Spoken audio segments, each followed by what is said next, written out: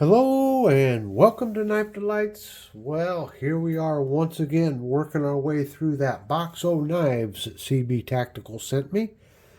Yep, CB Tactical. Make sure to go over and check out his channel. Hit that subscribe button. Great member of the community. Just a great friend. He'd give you the shirt off his back, I think. He's such a fine, upstanding guy. Yeah, go check out his channel. He has lots of great content. That's CB Tactical. And I wanted to take one more opportunity to say thanks, CB, for sending this wonderful knife for me to be able to review. So, what we have on the table today is this K-bar. Yep, 110 clone, as you can clearly see, because I have a 110 laying here, and we're going to discuss the two here in just a moment. But this folding hunter here is the K-bar, what did I say now? It's the 3189. And on K-Bar's website, it says the K-Bar folding hunter is designed with a nod to nostalgia as it rekindles the features of the old K-Bar model 1189, a design popular for years with customers because of its straightforward lock and traditional clip point folding blade. The old 1189 featured wood handles and was carried in a pouch or pocket, whereas the new 3189 has been updated with more modern G10 handle scales and a reversible pocket clip for more convenient carry. So, with that being said, the price on this, the full MSRP, the MSRP is $30.12 on the K-Bar website. Of course, you can go to your favorite discount cutlery, online cutlery store, and they're going to be around $32 or something like that at the discount price. And, right now, the buck 10, I just looked it up. I want to say it's around $70 full MSRP. I'll check that here in just a minute. But there is definitely a significant difference in price. So the buck 110, right off the bat, I'll let you know, is going to cost you about 3 times more. But let's look at this K-bar here. Got this very nice clip point blade. Looks like it's coated. And then you have a very long nail nick. However, with the updated version here, it does have thumb studs.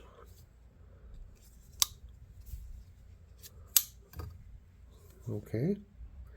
And it does have the adjustable pivots here.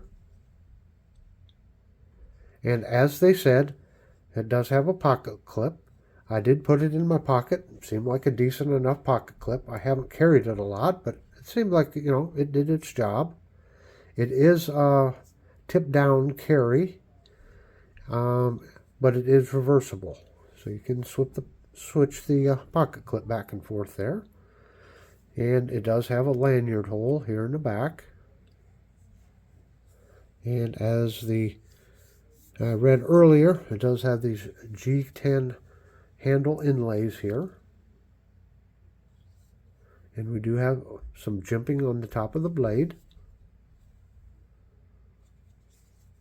And it does come with a little sharpening choil down there. So it's not stamped, but it is printed K-bar here. And on the pile side is the model number 3189. And as you can see, it is made in China.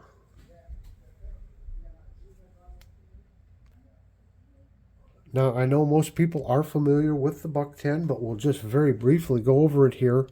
You can see it's got the slanted nail nick, kind of the cat's eye nail nick is what they used to call it, instead of a big full one there. It does not have thumb studs. However, I think you can order them and have thumb studs put on. You can put them on there, and some of the modern versions of the 110 does come with the thumb studs. This has the traditional ebony wood inlay and the traditional brass bolsters. Unlike the K-bar, it does not have a lanyard hole. And, of course, no pocket clip. So, again, this model 110 was first introduced back in the early 60s. And as I had said in another video, all kinds of clones came off of the 110, and we can clearly see one of those clones right here. So what are you getting for your extra money with the Buck 110? Well, for one, you have their reputation, you have their forever warranty, and K-Bar does have a slip inside the box here that talks about they have a limited lifetime warranty. I don't know. I don't have any experience with a K-Bar warranty and their service, how well they do or don't do. So I can't speak to that. I do know that Buck has a very fine reputation on their forever warranty. Perhaps K-Bar does a good job also. It could be, but I just don't know. I don't have the experience at that. If somebody has used K-Bar's warranty service before, please let me know.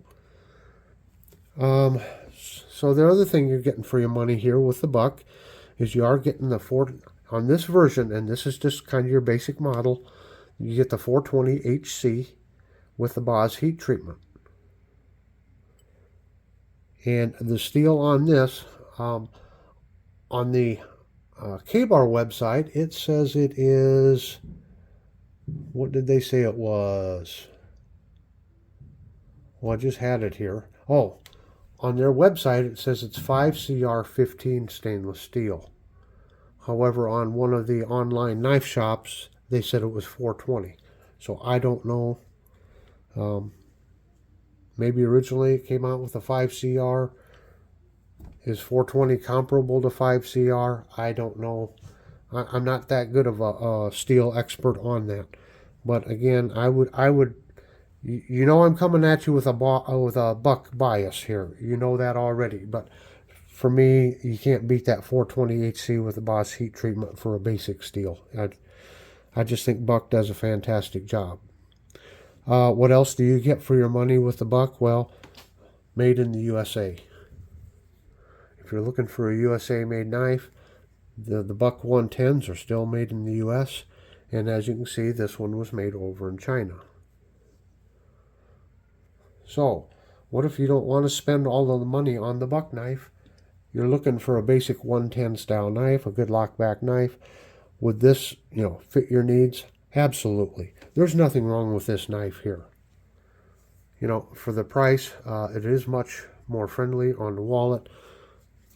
You get just as good a grip here as you do kind of in the Buck 110. However, this feels a little more comfortable because you don't have the pocket clip in the way. But you do get a little increased grippiness, I would say, with those G10, kind of the checkered or stippled G10 scales. It is a little thinner. It's not as wide. So if you like to have a little thinner knife, sometimes I like that fullness of the knife. To me, I'm holding the knife here.